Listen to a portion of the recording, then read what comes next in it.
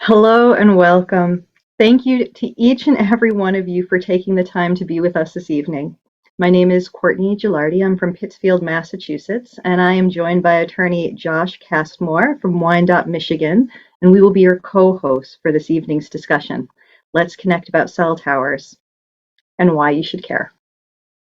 As cell towers and small cells show up on our schools, in our neighborhoods, and our communities, it's vitally important for us all to learn what a cell tower is and what the independent science, studies, and experts say on this issue. It's also very important for us to understand the actual position of those at the WHO, FDA, NIH, and other regulating organizations. Tonight, we are going to be joined by the Pittsfield, Massachusetts community, the Ripon, California school community, and the Washington Elementary School of Wyandotte, Michigan community. And we're going to discuss how each and every one of these communities has been impacted by cell tower installations. We'll also learn about some of the possible and real-life implications of having cell towers, antennas, and small cells in close proximity to where we live and learn, and what legislators like ours are doing about it. Our goal was also to cover wireless zoning bylaws, because where these towers are placed is something that every city and town across the country are grappling with. Bylaws are the strongest protection that a city and its residents have against the inappropriate placement of a cell tower in a sensitive area, like at the top of our residential neighborhood or at the top of a school. We also want to discuss the value of having an experienced, independent telecommunications lawyer not just write the bylaws, but to review the applications, because in both our Massachusetts and our Michigan case, there were clear permitting issues that the volunteers on our boards back, both coincidentally in 2017, completely missed. To this end, we're going to be joined by international experts, policymakers, and attorneys, all freely giving their time so that we can learn more about these issues. I would like to introduce you to attorney Andrew Campanelli, who is a Litigation and Telecommunications Act attorney who handles local, state, and federal telecommunications cases. Thank you, Andrew, for being here with us tonight, with a spotlight on the Lennox bylaw rewrite and with excellent advice to all towns who are going through this process, or perhaps people who would just like to make sure that they don't wake up one day with a cell tower being built on the top of their school or their neighborhood without them knowing. So thank you. Thank you. Good evening. My name is Andrew Campanelli. I'm an attorney. I've been handling cell tower matters since the Telecommunications Act of '96 was adopted in 1996. Contrary to what the wireless industry has been telling most local governments have very broad power to regulate both the number and placement of wireless facilities in their jurisdiction.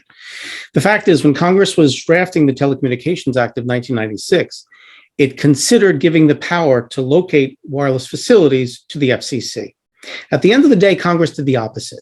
They drafted the first main paragraph, which is paragraph C7A, which is entitled General Authority, and which preserved to state and local governments the general authority to regulate the placement, siting, maintenance, and constructions of wireless facilities. The two biggest obstacles to local governments exercising that power is, number one, being made aware of the fact that the power exists and drafting an ordinance with which to take hold of that power. And number two, that they're getting advice from local municipal attorneys who have no idea how the Telecommunications Act works. 95% of the ordinances being adopted in local governments today suffer from fatal defects. They're horrible. They enable site developers to basically come into villages, towns, and cities and put wireless facilities anywhere they want, because neither the municipality nor their local council actually knows how to draft an ordinance to protect them and to give them the maximum power to control the placement. So many attorneys, so many municipal attorneys constantly tell their clients, your hands are tied by the Telecommunications Act. That is completely untrue. And I tell local governments all the time, if your municipal attorney has told you that, you need to get a different attorney immediately. Now, I've watched case after case where local governments deny the applications for proposed installations, which would be irresponsible placements of wireless facilities. Local governments have the power to deny applications for the installations of cell towers and other wireless facilities based upon many traditional standards, things like adverse aesthetic impacts, reduction in property values, insufficient fall zones. The problem is not that they don't have that power, is that nobody is showing them how to exercise that power consistent with the requirements of the Telecommunications Act. By way of example, the Telecommunications Act, while it doesn't explicitly say it, it imposes procedural requirements on local governments when they're entertaining applications for wireless facilities. The problem is local governments, when they adopt zoning codes, they don't make their planning board or ZBA aware of what those procedural requirements are.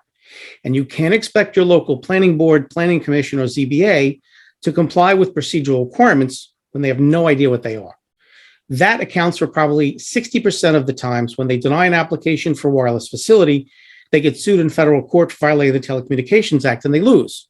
It's not because the Telecommunications Act ties your hands. It's because your code was defective and your local attorney did not properly guide you. The other problem is with respect to what is called effective prohibitions. That's the second most common reason that local governments get sued.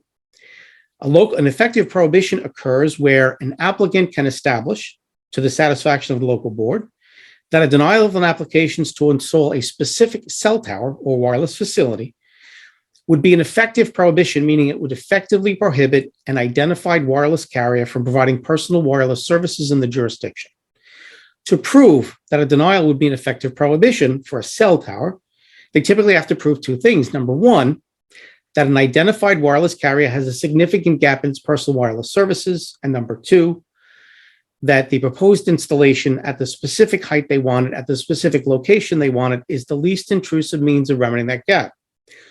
Who gets to make that decision and how do they make that determination? Well, the answer is, if your code provides for it, your planning board, a ZBA, or planning commission can make that decision. The problem is, unless your code gives them procedural guidance and evidentiary guidance, they have no idea how to make those factual determinations, which they must make. Because if they don't make them, you violate the Telecommunications Act. And even if you deny an application for a perfectly valid reason, you're going to get sued anyway and lose because you didn't fulfill your obligations under the Telecommunications Act. So, for example, local codes or the rules for applications must require applicants to provide all of the evidence necessary to enable a planning board to make the factual determination in deciding whether to grant or deny the application. For example, if they claim that a wireless facility is necessary to remedy a gap in service, your code must require the applicant to provide the probative evidence necessary to enable the planning board to make that determination.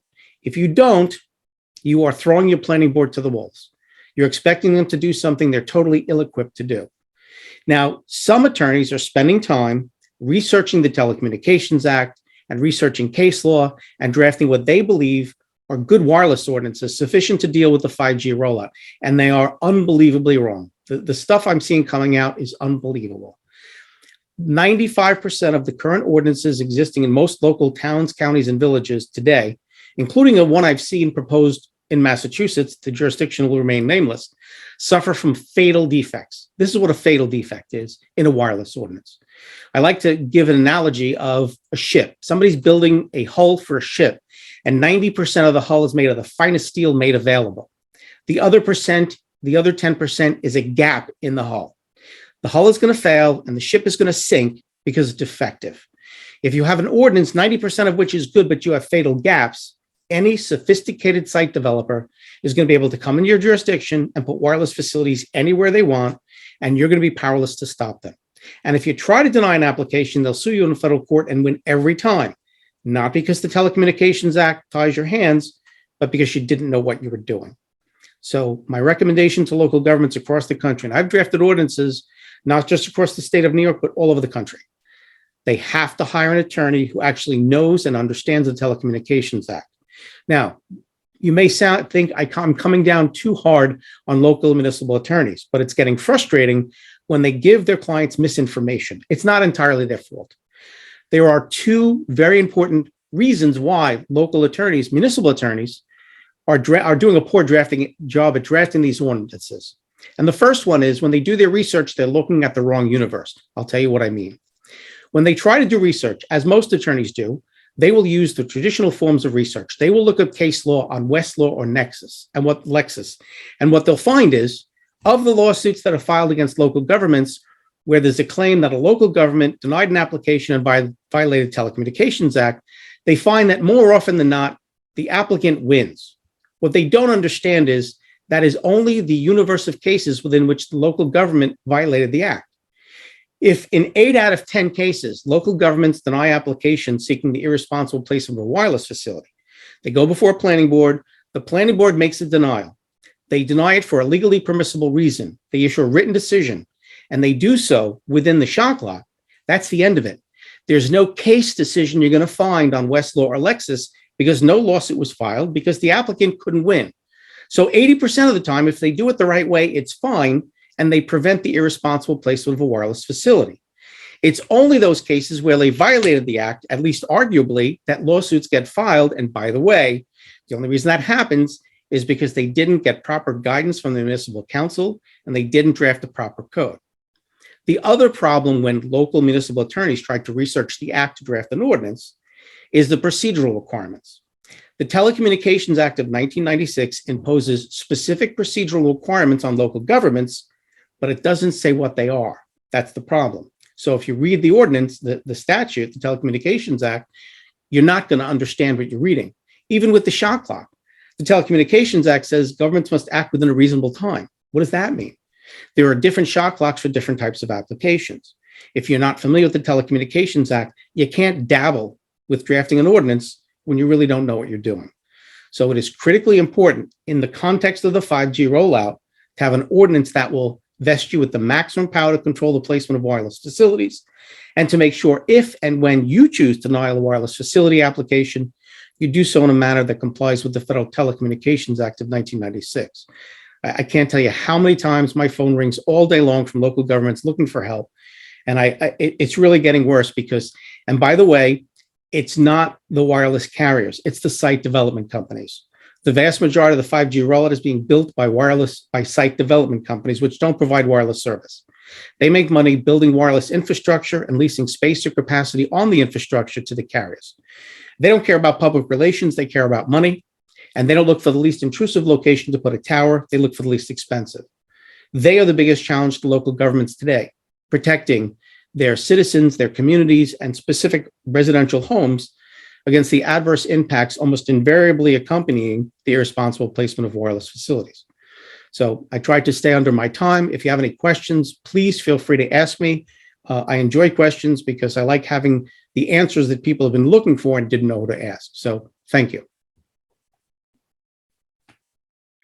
Thank you so much for that, Andrew. And I know because you're time crunched, we're going to ask you a few questions right now, if that's okay with you, and then we'll let you get on with your evening.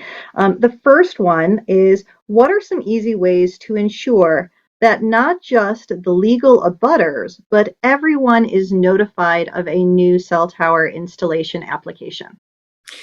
So the most important part of a local ordinance notice-wise is the local ordinance must provide notice requirements, and they can vary. Some jurisdictions will say, okay, if you want to build a 1,500-foot cell tower, you have to give notice to all property owners within 1,500 feet or 1,000 feet.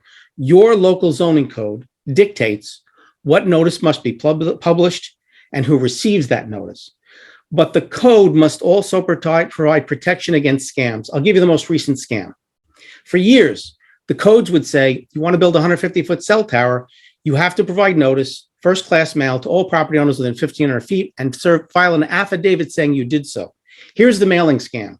I have a case in New York where they did that. They mailed out notices to all property owners within 1,500 feet.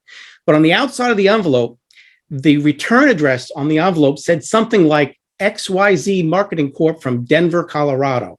And instead of using a stamp, they used an ink bulk postage paid stamp. It was designed to look like junk mail. So when the public hearing came, not a single number appeared because everybody thought it was junk mail and threw it out. That wasn't a mistake.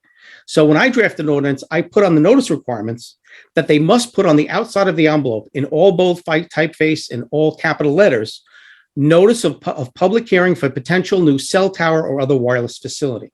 These are the types of tricks. If your code doesn't protect against it, your citizens and your community are going to fall for it. Andrew, what is the value of physical signage at the site of a potential application? The value of physical signage at a specific application depends upon the visibility. Look, there are some cases I'll handle a case in New York where the lot size is 50 feet by 100 feet and houses are on top of each other. If you put a sign there, everybody on the block is going to see it. On the other hand, I've handled cell tower cases where the lots were 43 acres. In that type of situation, a sign may not be that visible. So should a local ordinance have a signage requirement? Sure. Put a sign on the site, letting everybody who passes by the site know that this is what's going to happen. However, you should also have mailing requirements to a reasonable distance, depending upon the height of the facility and the lot size. 1,500 feet might be a good distance if your lots are 50 by 100 feet. If your lots are 2 acres, you may want to do a notice requirement to everybody within 800 feet. It really depends upon the density of the residential properties. Thank you. What are specific examples of what is necessary for a tight code? Right now, the 2 most common defects in codes, number 1, are procedural requirements. Local governments are unaware of the powers they possess. Suppose, for argument's sake, you adopt a special permit requirement. If somebody says you want to build a 150-foot cell tower, you have to file an application for a permit. It's usually a special use permit, conditional use permit, something like that. And it'll go before the planning board. And then a site developer will come in and basically say, look, Verizon has a significant gap in service, and this will have no adverse aesthetic impacts. And if you turn this down, it will be an effective prohibition and we'll sue you in federal court. And the first thing I tell the planning board is, number 1, they don't get to dictate any of that stuff to you. Each of those issues is a factual determination, and you alone get to make those factual determinations.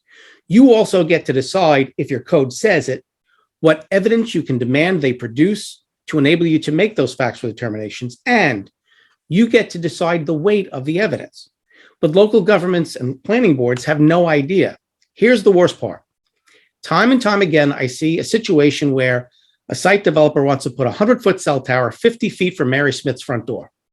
And the planning board comes in and says, looks at the application. And the application, the applicant submits a computer-generated propagation map to say, look, this carrier has a gap in service. And there's a letter from our RF engineer that says it can't go anyplace else because any other site won't meet our coverage objectives, which is hogwash. The planning board says we're going to deny this because, number 1, this massive tower 50 feet from her front door is going to have a dramatic adverse aesthetic impact, and it's going to reduce the property value, which are perfectly valid grounds. But they don't make any factual determinations as to whether or not the applicant has proven either a significant gap or that the proposed location is the least intrusive means of remedying the gap. Even though they deny the application for a proper purpose, they're going to get sued and they're going to lose because they didn't make factual determinations, which the Telecommunications Act now requires them to make. And they didn't make it because nobody told them they had to make it, and it's not in your code. So you must codify the factual determinations that your board must make. If you don't guide them, you're throwing them to the wolves. The other problem is evidentiary requirements. Your code must require applicants to give you all the probative evidence you need so your planning board can make those determinations before the shot clock expires. If you don't make them give them that evidence up front and you wait till it gets to the hearing, it's too late. They're not going to have time to get it done before the shot clock expires. Those are the 2 most common defects. Well, thank you so much. We could ask every single one of our presenters questions all night long, and we are going to respect your time and say thank you so very much for being here and for all of the work that you do across the country and for our families. Thank you. Thank you. And if anyone has other questions, I'll leave you my number. I'll take questions from you. My local phone number is 516-746-1600. I thank you for the opportunity to speak, and I hope you have a good night. I have to actually go to another webinar in another jurisdiction. So it was a pleasure. Thank you for having me. Thank you, Attorney Campanelli. I think what we'll do is introduce Attorney Robert Berg next. He will be sharing insights from both his experience with Lennox and Wyandotte. He's an attorney who has been practicing law for 38 years. He's a litigator who became active in representing individuals and community groups opposing the deployment of cell towers in residential neighborhoods. Thank you so much for being with us tonight. Hi, good evening, everyone. I've been actually practicing now for 40 years. I've been a class action lawyer most of my career, representing plaintiffs against large corporations for securities fraud and false advertising cases and antitrust cases. And during the pandemic, my daughter, Zoe Berg, who a number of you probably know, moved back into the house, and she would come downstairs where I was working and tell me about the various cell tower cases that she was involved with, and people calling and saying, what do I do? What do I do? So I got involved with that with her living in the house. And now virtually all I do is cell tower litigation and trying to get good codes imposed in various towns around the country. And so through that, I met Courtney through one of the calls from my daughter, Zoe. And I've been involved in the travails that she's had up in Pittsfield, sadly. And I've been working with some of the folks up in Lenox, giving some advice there. And also I met Josh recently. He reached out to me in Wyandotte and a remarkable situation there. So I want to add one thing first about, Andrew was talking about the various problems that the municipalities have and where they mess up.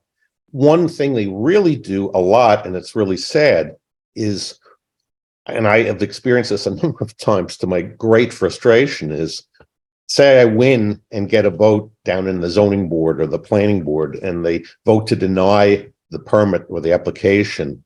They're required under the Telecom Act to write a written decision supported by substantial evidence in the record. And what happens is sometimes they don't even write the decision. They have to do this contemporaneously with their decision. So within a day or a week or so, they have to issue a written decision pointing to specific evidence in the record that supports the denial.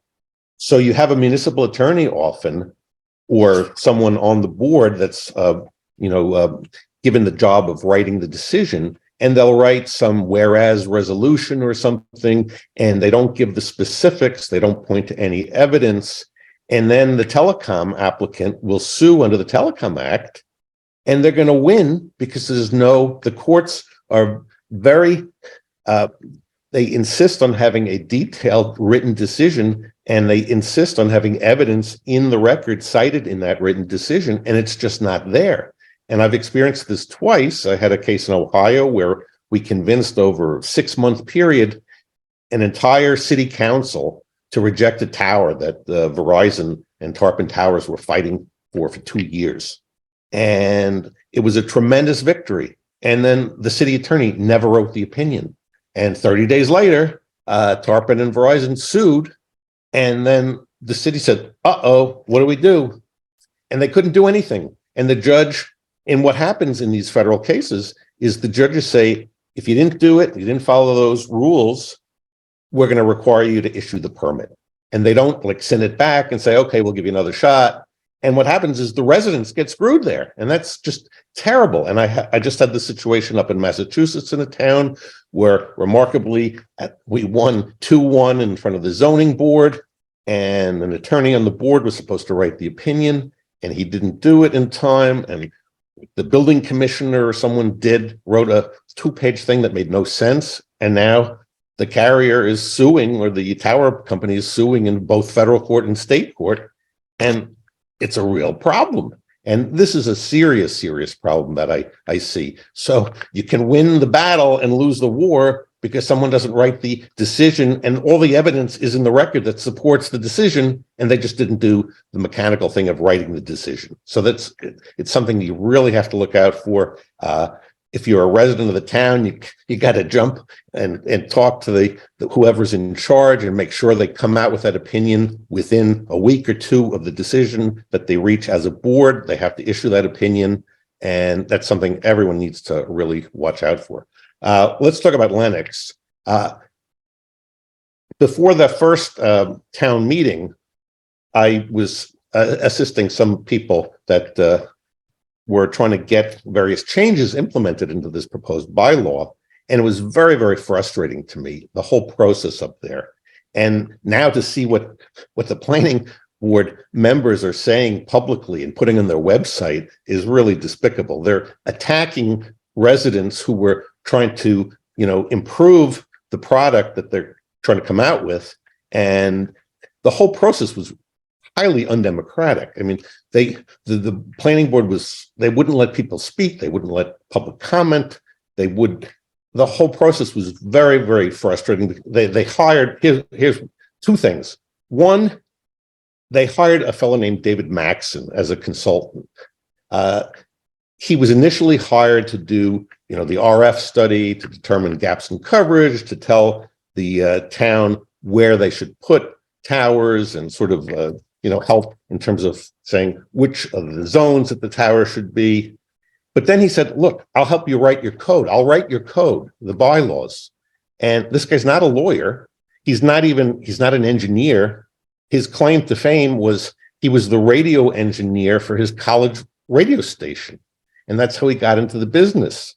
And all of a sudden, this is the guy that's sitting down with the planning board drafting the law.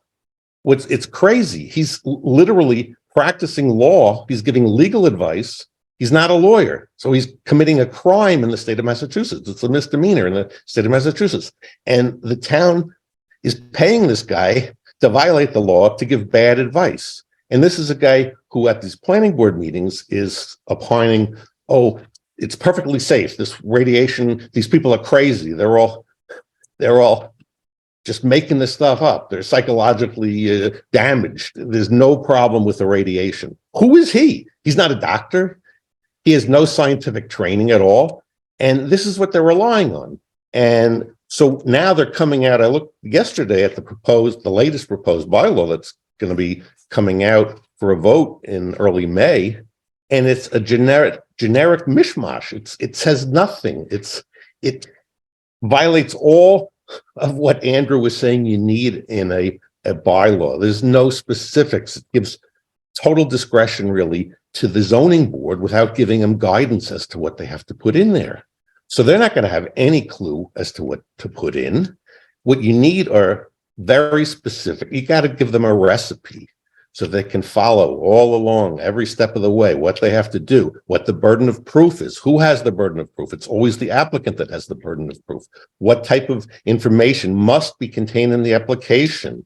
I have a case up in Vermont where under the Public Utility Commission up there, they have to give a notice when they want to do a proposal. But the notice that they give, the advance notice proposal, there's hardly any information they're required to give. So when we looked at this thing, we didn't even know what the tower was going to do. What was the purpose of their tower? What gaps were they trying to cover? And ultimately, we dealt with that situation. And they walked away from the site that we're looking at.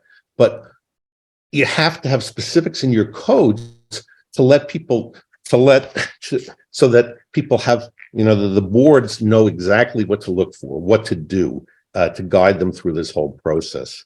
And the situation in Lennox is very troubling to me because they're getting a lousy product here. Meanwhile, the planning board is attacking Courtney and whoever else comes out against it, saying these people just don't want to have any technology here. We want safe technology. We want a reasonable code that protects people. We want to exert local control. As Andrew was saying, there's a lot of control that the locality has over the placement. And why should these towers be close to houses, 50 feet away from a house, 100 feet away from a house? It's ridiculous. Particularly in a rural town like Lennox, there's land all over the place. You can site these towers someplace that they're not going to be sitting on top of residences or near residences. These are perfect places to have towers away from people where they're living 24/7.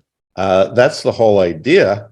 I mean, we have to be real. We need these towers. They're going to come in, but put them in the most safe location, the least intrusive location possible.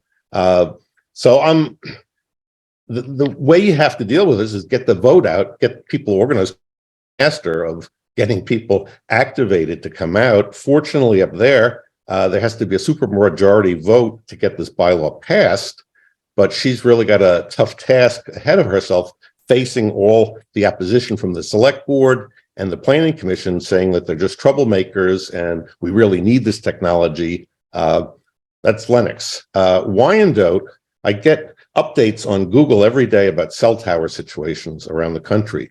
And lo and behold, I saw story after story a few weeks ago coming in about Wyandotte. And then I couldn't believe what I was seeing with the monstrous pictures of these antennas looming over the playground with kids sitting in the schools there. I'm going, oh my God, this is just a horror show.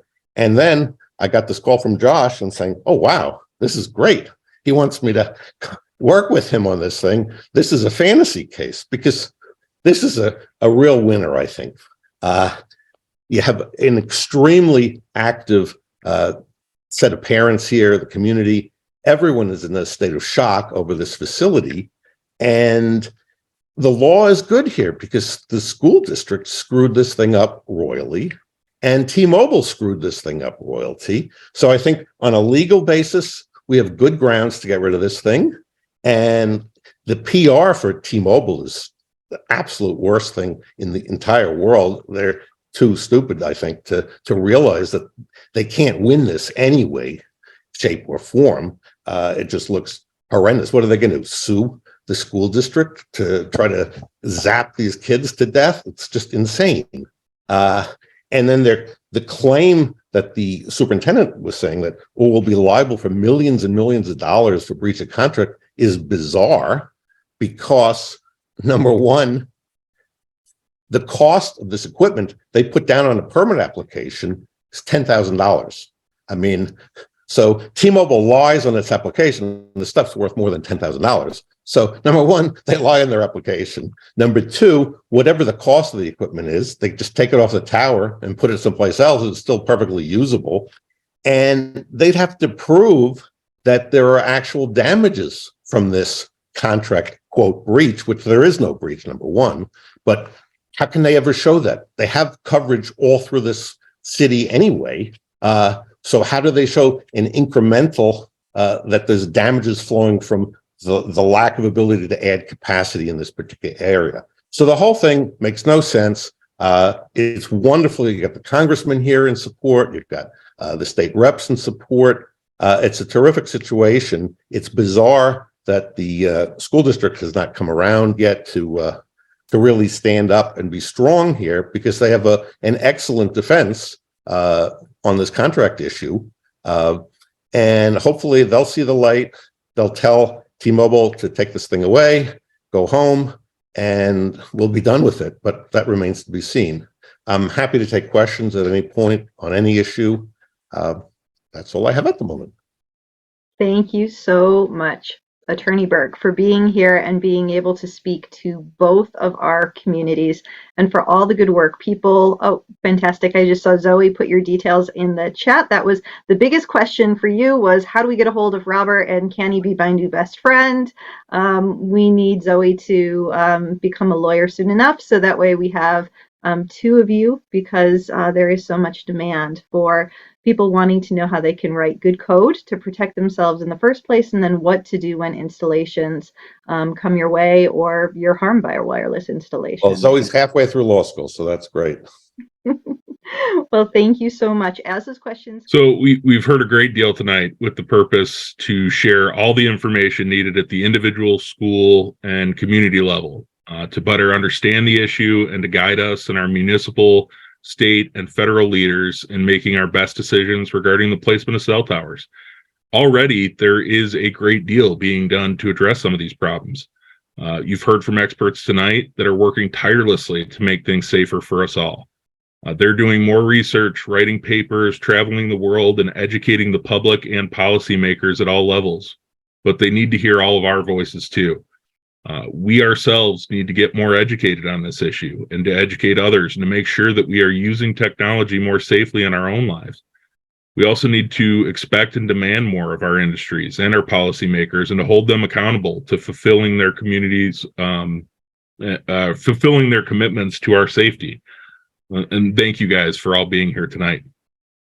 And now that you have been educated about this issue, the charge is to use your voice. And the charge is to be able to call strong and loud and continuously for those policy change and protections because they won't happen on their own, but they are also not out of reach when we all work together. The good news is, like all of you here, there are so many good people who are working on this issue. The legislators in Michigan are committed to finding a safer site away from the school. Our Board of Health and our Massachusetts Association of Health Boards have a legal handbook that states cell towers is an emerging health issue, and they understand the issues, and they're getting educated, and we are changing things. After tonight, we pray that we have good results for all of our communities. We pray that Lennox will write a better bylaw with the information that we have been provided. We pray that the Michigan antennas are relocated as well as the ones at the 877 South Street so that we can go home. And that we pray that all of us use these voices because the people who are most vulnerable, like our children or the ones most sick and displaced, are the ones who can't advocate for these actions, and we need each of you. We hope that everyone here has inspired you to use this information, to continue to get involved and stay involved, to use your voice, ask your leaders at all levels to address this, be it to write a better bylaw or champion the legislation that creates good policy to protect everyone. This is not always easy or comfortable work, and addressing this for our children, our families, our schools, and our communities is so worth it. Thank you. Thank you to everyone for coming out tonight. There's over 150 people still on this call at almost 9:30. If you want more information or to stay in touch, please add your email in the chat. We are going to upload this video and slides onto our YouTube page, hopefully by tomorrow. And we are going to see you guys at the next one. So thank you. Thank you to our experts. Thank you for everyone who has been here.